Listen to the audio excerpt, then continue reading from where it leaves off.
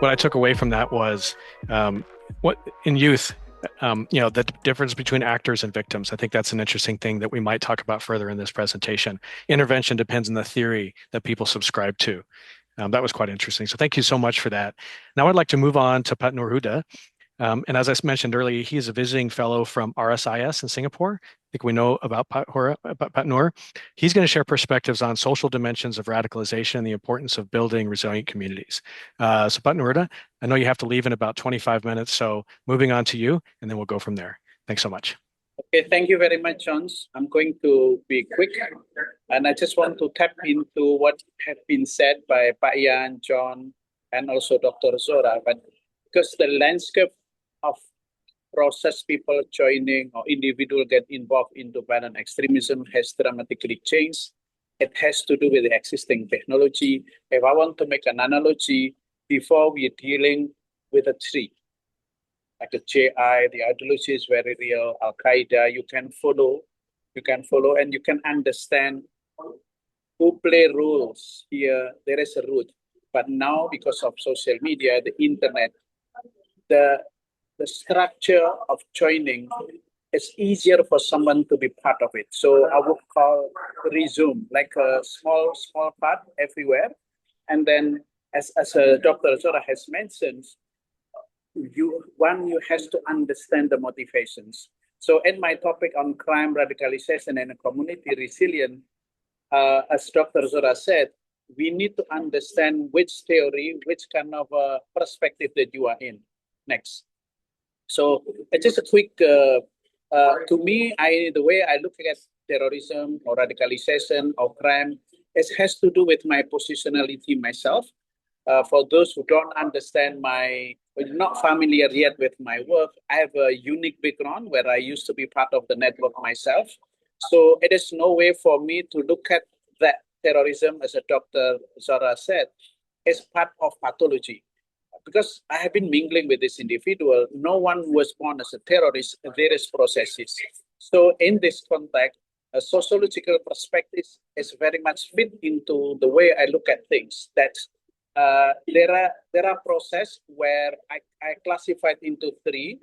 There is an individual, I call it a micro level, individual level, where individuals search for belonging, acceptance, and then meso level, where the group provide that meaning, and last one, what I call it the macro level, where there's context. So here, context is very important. Like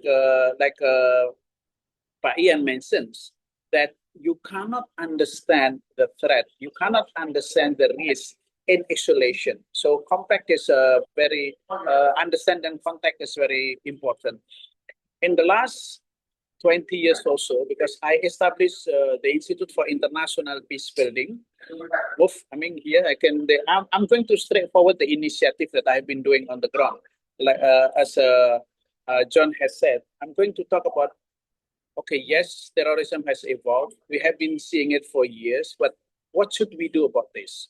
So since 2008, I established the Institute for International Peace Building as a way for me to help those so-called radicalized individuals to start new life or second chance. We've been working a lot with the prisons, BNPT, Densus CD8 with the stakeholders. But initially, we need to win their trust. My approach called Triple H approach. Number one, we need to win their heart. Secondly, when we earn the trust, then give them some skill, give them a meaning. And lastly will be the head, what I call it the ideology part. So as you can see here, there is an evolution even from my career as a way I understand this issue. First as a journalist, as an insider, then as a journalist, then I found the Institute for International Peace Building.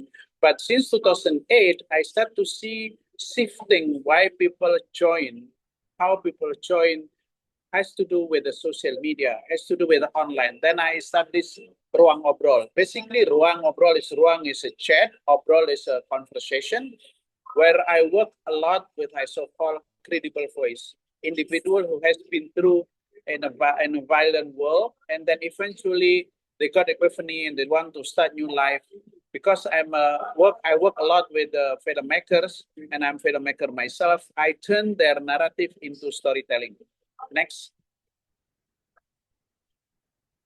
Okay, so these are things that have been produced that, as I said earlier, the current threat is evolved, and therefore we need to have a community resilient, because in the end of the day, you cannot rely heavily from government all the time. I think the point that very important Ian make is understanding the context. Shortly after the first Bali bombing 2002, the Indonesian government and international community has been taking terrorism very seriously. Megawati, SBY, Jokowi, but now during Prabowo era, I think the narrative slightly changed. Very few public statement coming from our president putting this issue as a forefront. So I think it is critical for us now to have the ownership. So therefore, community resilience and community preparedness is very important. Next. So these are things that I have been produced. This is the movie documentary as a way for me to capture the age trend. For instance, the movie Jihad Selfie. It's a story about a 15 years old boy who decided, who was influenced by his friends simply because of social media. The movie called Prejudice. It's a pengantin, a story about even migrant workers were radicalized online, and all of this. Next. So as a side, the radicalization now is no longer through organization, but through ecosystem, mainly online ecosystems, where people pick up the idea, as Dr. Zora said, not only from one source, but from many different sources that include TikTok, Roblox, and then all the online platforms. So therefore now a new framework emerged called composite violent extremism. Composite means not single sources. Especially young people pick up ideas from many different sources to justify their attraction to violence. Next. Jakarta school bombing is one of the examples. As Dr. Zora has mentioned, there are tensions between the census perspective and the Minister of Women and Children as looking at as a victim. But so this is another dilemma that we need to navigate. Next. In terms of number, is next. Next. I don't need to talk about number. So this is a community resilience. This is very new. I newly established the Institute after working with the Institute for International Peace Building, focusing on rehabilitation of farmers, and then using their narrative as a way to challenge as a provide alternative narrative through documentary film and book. I started to realize one of the issues will be community resilience, because eventually these people need to go back to society, and society must have resilience, the readiness to accept. And also, most of the initiative, as Dr. Zora has mentioned, revolve around technological approach. But I'm thinking, I'm very much on very traditionalist. I'm still believe that personal relation is very important. Community acceptance is very important. So I established this is Literasi Desa Tumbuh, where I use literacy. I'm going very upstream, promoting the need for someone to read books, to expose with so many different cultures that include dancing, gamelan, social cohesion type of initiative, as a way for me, as a way for the community to reject all the negative narrative coming from social media. Next. So this is the, like I said earlier, the YPB model focus on curative. Next. But resilient, we also use a social media online stuff too. Next. As again, that when this we cannot do this initiative alone. Therefore, we work closely with a number of an NGO, but also government, especially with the BNPT, the Tasman 88, and also social ministers. Next. I think this is very important. This is three perspectives that what to look at. That there is a perception gap and there is a trust that we need to offer to reach, and also we need to share long-term responsibility. Next. And this is our latest event when with BNPT. We launched our documentary film as a book, and then to spark the conversation about that, the threat has grown louder. It has is now is a is no longer bombing, but it's stay quiet and embedded in everyday life, which is especially on social media. Next. That's all. If you want to know more, those are sources that I cite. If you want to, I'm more than happy to have a personal conversation. It's the very topic. You can go to my Instagram, you can go to my LinkedIn, or you can read my articles that have been published at RSIS. And then this is just the beginning of our interesting conversation. Thank you. Thank you, Noor. I really appreciate that. It was very interesting. I think one thing I took away from your discussion real quick, the last quote you had on there was that the threat has not grown louder, but instead has changed to become quiet, embedded in part of the everyday. I think that's very interesting, and we can talk about that a bit further. I think if it's okay, Noor, you need to leave in a few minutes, right? About 10 minutes. So if that's okay, I want to address a couple of questions that came up in the chat, and then we can move to Pat Rakyan's presentation, if that sounds okay for everyone. Sorry, Pak Rakyan, I have to.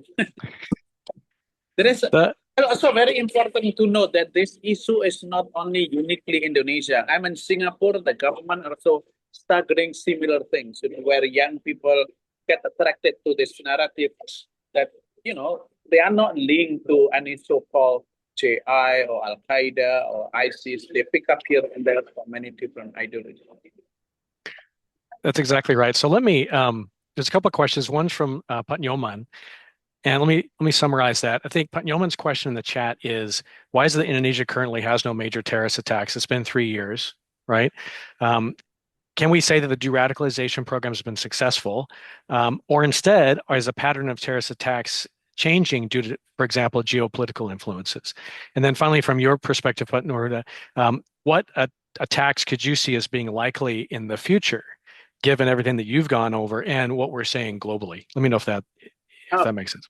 I think definitely we must give credit to the Indonesian government, especially the Tasman 88, even the National Intelligence Agency, and also BNPT, that they have been doing so good to reduce the level of threat, understanding the network. I think the understanding of the threat, and then the way they open up, also working closely with civil society as part of a reason, I think, why the terrorism has going down, and then there is no major attack. And also, you have to mention, we need to understand also the global context.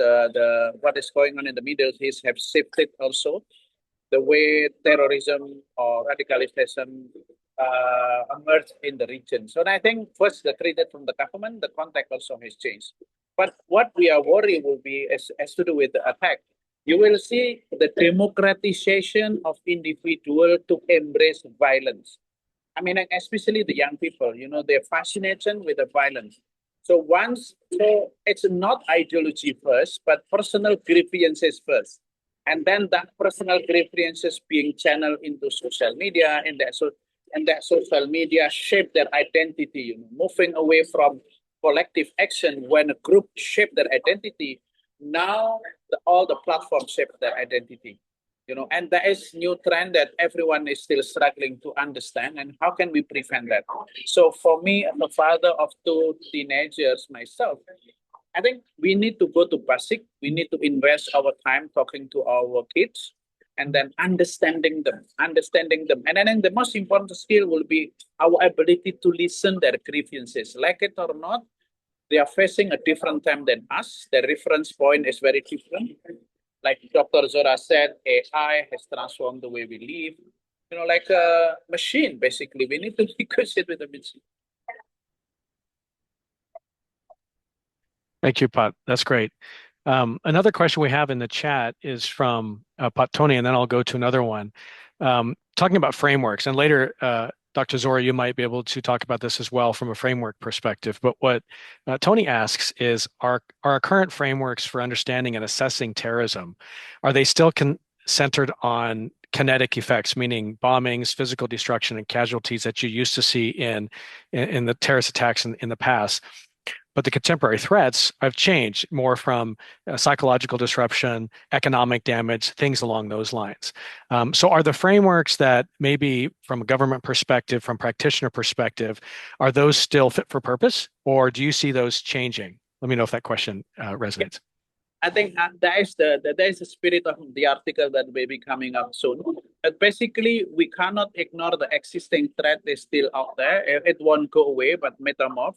Okay, yes, JI, like our threat will be JI and ISIS. JI has disbanded itself, and then the Indonesian government, especially detachment EDF, has been working a lot with its leaders to do a lot of engagement with the community, but we cannot ignore the fact that some of foreign fighters still in Syria.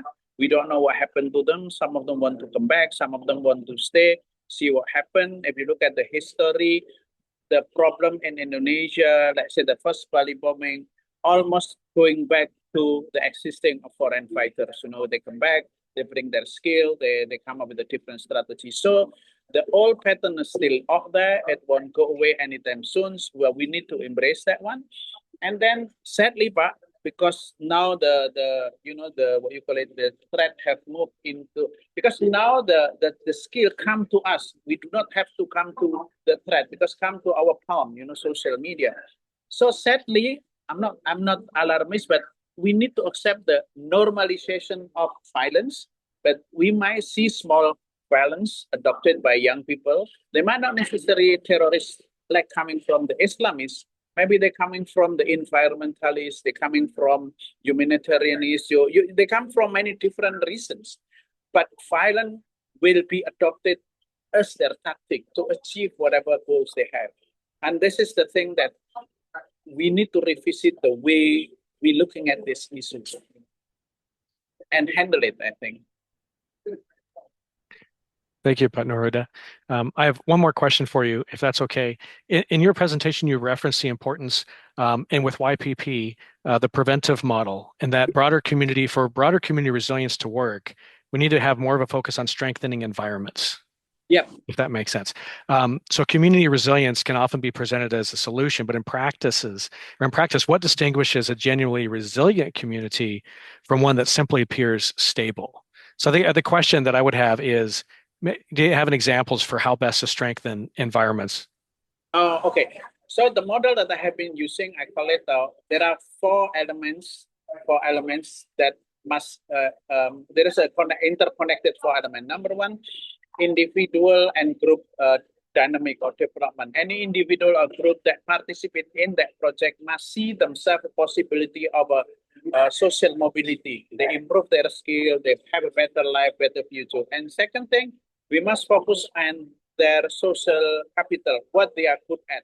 If you have like a fish, then teach them to swim. If you are monkey, you must teach them how to climb the tree. So basically, we must work on the existing skill or existing social capital that in a group or society have. Thirdly, I think, like it or not, must bring social economic benefit. Therefore, my initiative has been revolved around social entrepreneur, because no way someone to be part of our initiative if they don't see the benefit, economic benefit. And lastly, isolate media and communication. We need to communicate. We need to have media where people can communicate each other. I think that is in practice that I'm trying to incorporate. I built in Yayasan Literasi Desa Tumbuh, where I work mostly with women. I think working with women is the best way for us to, at least so far, because they have the ability to cement so many different interests, and then also working with the children and less privileged one. In fancy word, we call it the term GETC, gender equality, disability, and social inclusion.